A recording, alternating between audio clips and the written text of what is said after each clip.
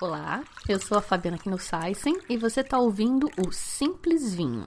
Hoje a gente vai falar de um produtor de 450 anos de atividade.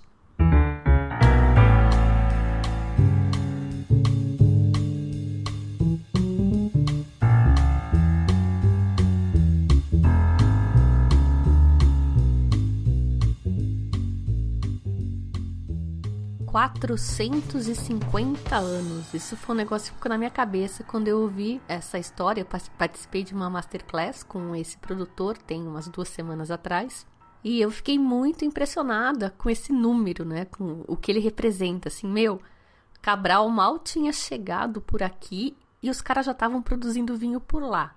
E por lá eu tô falando da Alsácia, e o produtor é o Dopff au Moulin, ou tupiniquizando aí o negócio, é o Dopff au Moulin.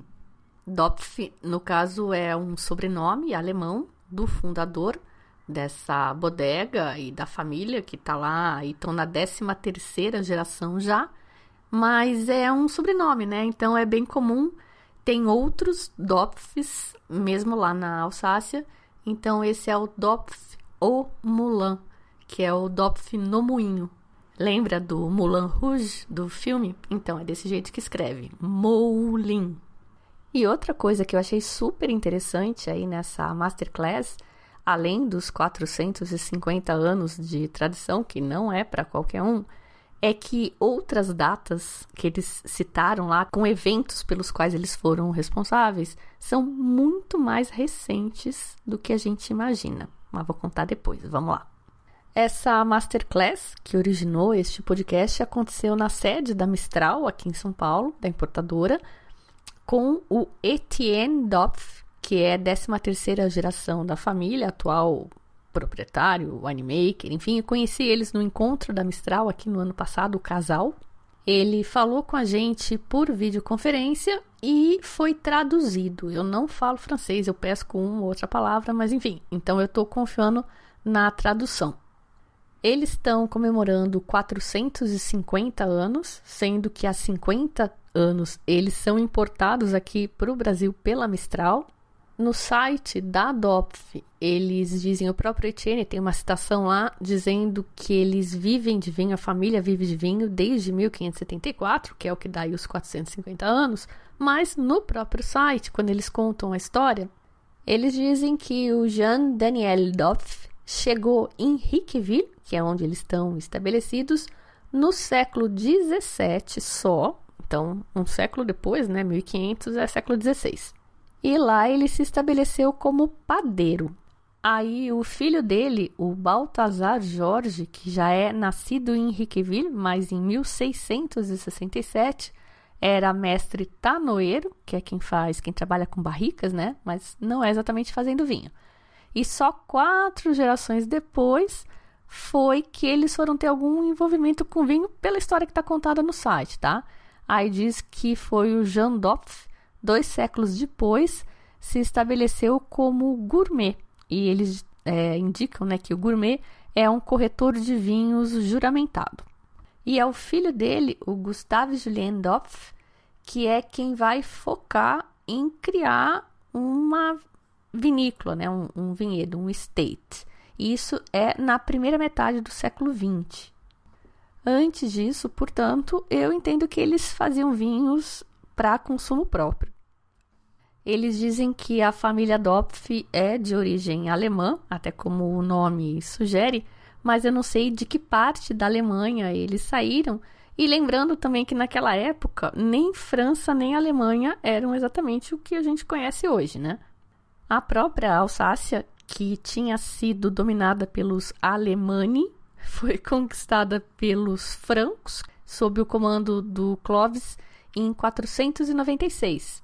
Virou Lorrânia, foi incorporada na parte alemã, ali dos carolíngios, os herdeiros de Carlos Magno.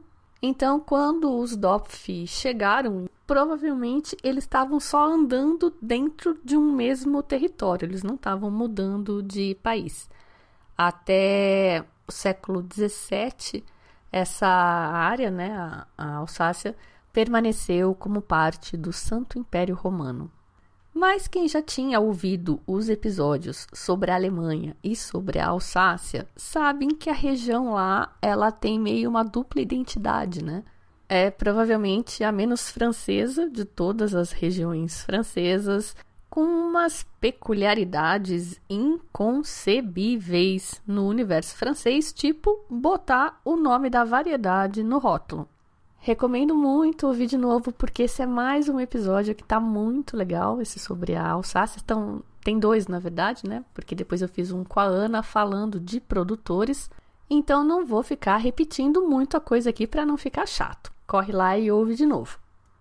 Os Dopf, então, se estabeleceram em Riqueville, que é uma cidadezinha medieval fofíssima, toda murada, com os vinhedos em volta, coisa mais linda.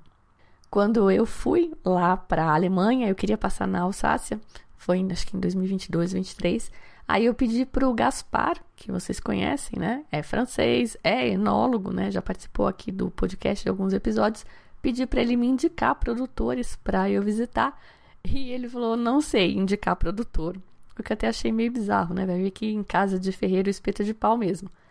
E ele falou, não sei indicar produtor, mas vai para Riqueville, que a cidade é uma graça. Muito fácil de ir, é a um pulinho de Colmar, que é uma das cidades grandes ali da região, e a rota toda da Alsácia, a gente fala no podcast, ela é muito curtinha, você percorre ela num dia se tiver com pressa. Mas para que pressa, né?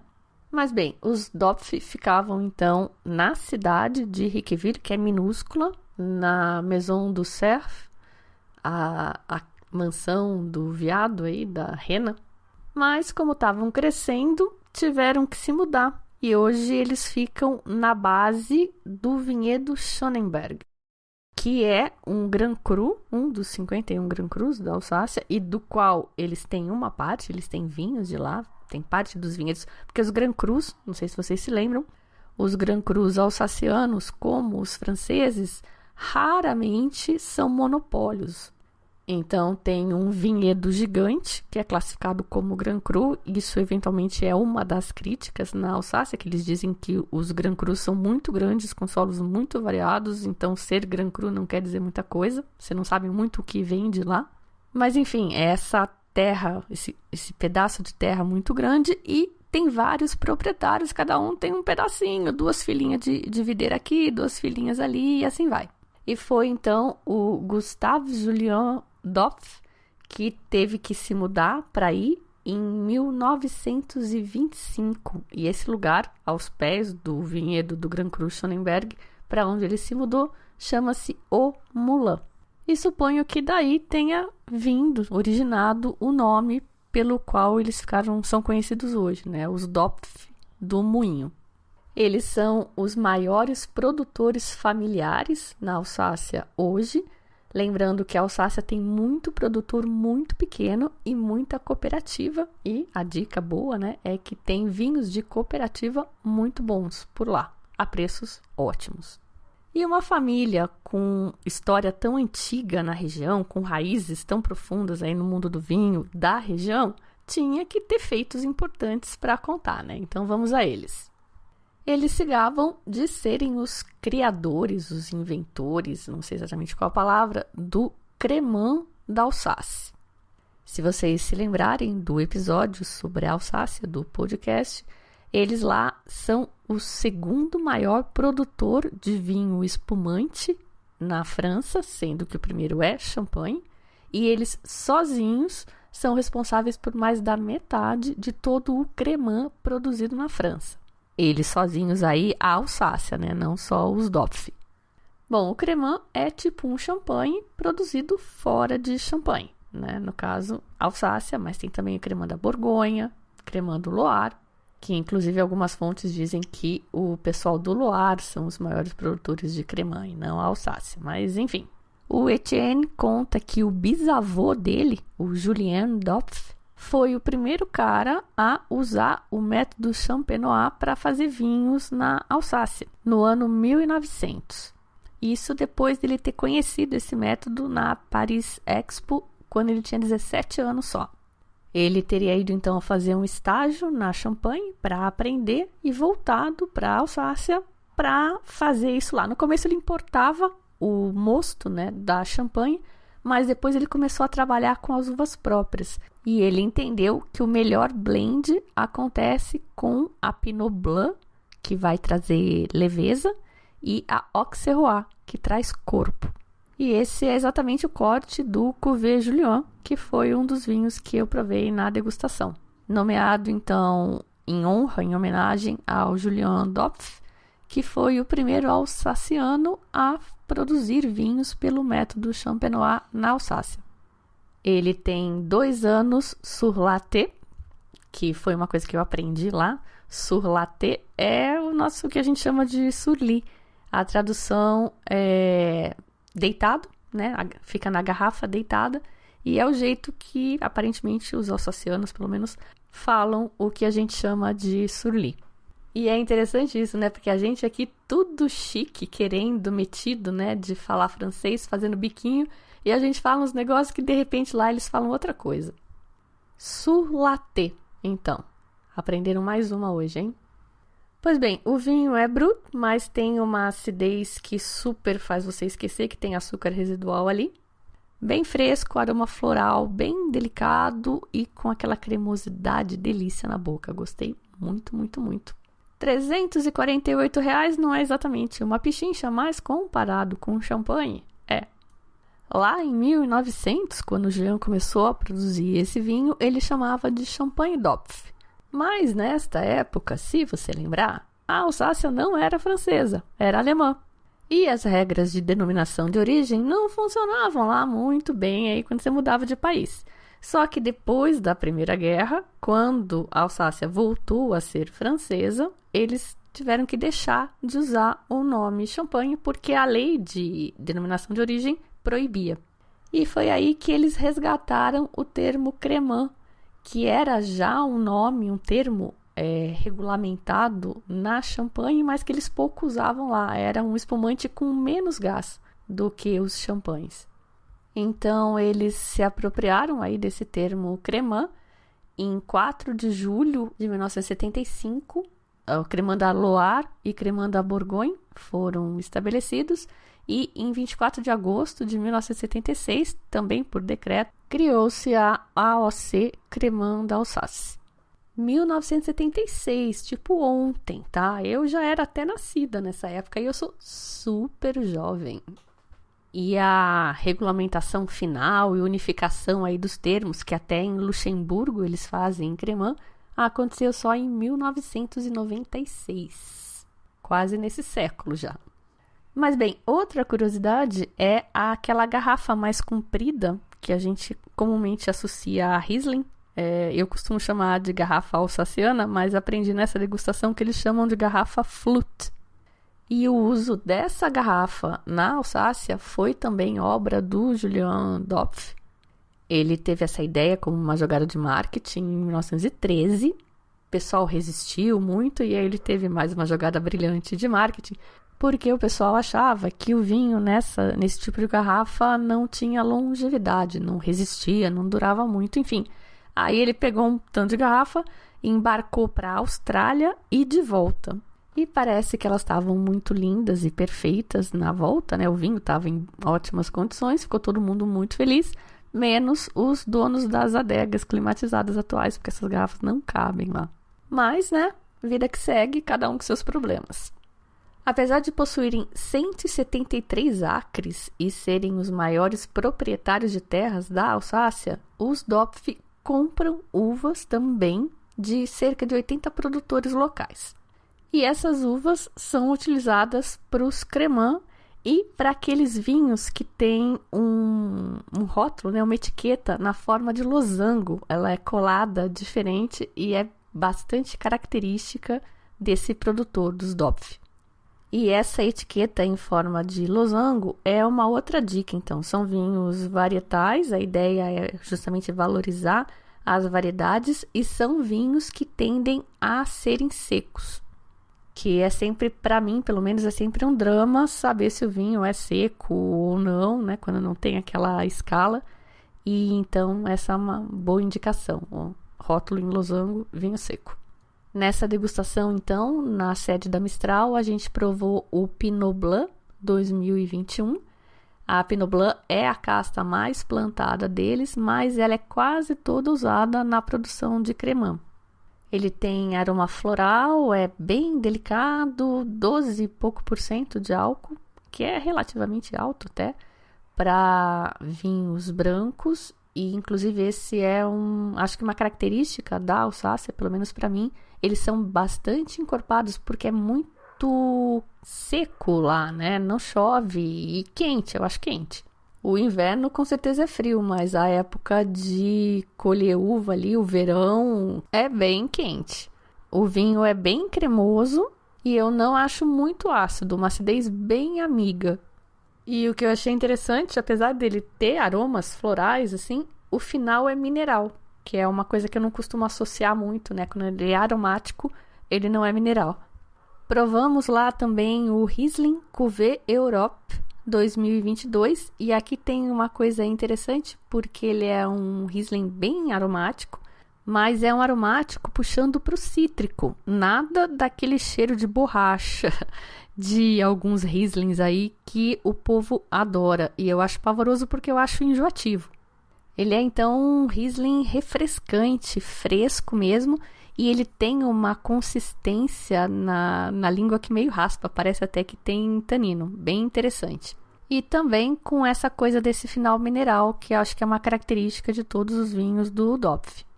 E tem uma coisa bem interessante para eu compartilhar com vocês aqui, porque depois desse Cuvée Europe, que é 2022, a gente provou o Riesling Schonenburg Grand Cru, o Grand Cru lá deles, que aí não é a etiqueta do losango, é a etiqueta quadradinha normal, e era ano 2017. E esse já tinha alguns resquícios de petróleo, o que a gente chama de petróleo. E aí o Etienne até corrigiu, né, que não é petróleo, é pedra de isqueiro e é diferente. O aroma de petróleo para ele é defeito. Ah, mas o Grand Cru então tem defeito, porque tinha, né, esse aroma que tem gente que chama de petróleo, mas ele chama de pedra de isqueiro. Não, não é exatamente isso. A pedra de isqueiro é um resquício desse aroma. E que os Rieslings naturalmente desenvolvem com a idade e com a sobremaduração. Então, se você pegar um colheita tardia, um botrytizado e um Riesling mais antigo, você vai sim sentir alguma coisa que você pode chamar de querosene, petróleo, pedra de isqueiro, enfim, não importa o nome que você dá para esse aroma, ele tá lá, mas ele tá lá junto com um monte de outras coisas. É um vinho que tem substância para segurar esse aroma e fica complexo, fica interessante. Muito diferente desses vinhos Rieslings Baratex que só tem isso. E aí isso é muito forte, né? E como só tem isso, eu acho insuportável. Você não consegue tomar mais que um tiquinho de taça porque enjoa. Mas essa é a minha opinião. Tem gente que diz que adora esse aroma e capaz que essa pessoa consiga tomar uma garrafa inteira sozinha desse vinho borrachudo. Eu não consigo. Como eu já tinha dito quando eu fui para a Alemanha e fiz os episódios sobre a Alemanha lá atrás, Riesling bom, eu aprendi isso lá, ele não tem esse aroma. Salvo os envelhecidos e de colheita tardia. E eu associava isso a calor, né? O cara vai querer fazer um Riesling em Lisboa, no Maule, no Chile, regiões quentes, vai ficar um inferno de borracha esse vinho. E eu achava que era por causa do calor. Mas o Dopff deu uma outra explicação que está relacionada e que faz sentido, e foi o que eu entendi aí da tradução do mocinho lá, que é que eles estão tendo que colher as uvas mais cedo, cada vez mais cedo. E ao colher mais cedo, ela não está completamente madura, é daí que vem esse aroma. Então, tá aí, compartilhando. Eu acho que ninguém tem uma resposta clara e definitiva para isso, mas são pedacinhos de informação que a gente vai colecionando e a gente vai formando as nossas ideias. Esse Riesling mais simples deles, por volta de R$300 que eu provei, era 2022, mas depois, na mesma semana, tipo 2 dias depois, no evento do Empório Fasano, tava lá o stand da Mistral e tinha o Cuvée Europe, mas era a safra 2020, 2 anos mais velha. E ali estava bem mais marcado esse aroma de petróleo. Então é mais uma dica. Se você curte, procure a safra mais velha, que tem sim. E se você não curte, fique com a safra mais nova. Na sequência, então, como eu tinha comentado, a gente provou o Riesling Schonenburg Grand Cru 2017, que tá muito rico em boca, é um vinho com muito volume e tem um petrolinho lá no fundo, mas quando tem mais um monte de outras coisas fica uma delícia, né? Final longo toda a vida, bem cheio em boca, 13,5% de álcool, bem interessante. A harmonização sugerida pelo Etienne Foie Gras, que é outra coisa típica do terroir lá da Alsácia. Pois bem, na sequência, esse Grand Cru na Mestral ele tá por R$ 547. Depois dele, provamos o Pinot Gris 2022, que tá delicioso. Tem quase 14% de álcool, 13,9%, mas você não sente porque ele é muito encorpado. Um nariz profundo, assim, com uma laranja, um cítrico confitado, fruta amarela seca e aquele mineralzinho lá no fundo. Bem legal, foi meu preferido. Esse é da etiqueta de Losango também, né? Que é aquela que valoriza a variedade da uva. E por fim, tomamos o Gewürztraminer Terre Épices 2020, né? Terra de Especiarias 2020. Um Gewürztraminer super típico, rico em nariz, super encorpado, 13,5% de álcool, também dourado, né? Um vinho bem cremoso aí de encher a boca, volumoso. Para quem gosta de Gewürztraminer é um prato cheio, uma taça cheia. E foi essa a degustação. Tem mais um pedacinho de informação só que eu queria compartilhar com vocês. Os DOPF tem o DOPF Moulin, né? Tem 3 Grand Crus, isso corresponde a 15% das propriedades deles. E esse Grand Cru Schonenburg, que é onde está a sede deles e do qual eles têm uma parte, ele disse que ele tem veios que eles chamam de uma terra que eles chamam de gyps, que é um tipo de giza, alguma coisa calcária, mas que é rica em sulfito e que isso ajuda a proteger os vinhos na viagem. Era uma coisa importante aí no século passado, no retrasado, que os vinhos viajassem bem. E então essa era uma característica dos vinhos ali do entorno de Riqueville e que, segundo o Etienne explicou, é por causa desses veios de gyps, esse solo calcário rico em sulfitos. Aprendemos bastante hoje, né? Bom, espero que tenham gostado, que tenham ficado curiosos para provar os vinhos do DOPF e inclusive para ir lá em Riqueville, porque realmente a cidade é uma fofura, a Alsácia toda é uma fofura. É isso então, fiquem bem, eu sou a Fabiana Knossaisen e vou ficando por aqui com um simples vinho. Tchim, tchim.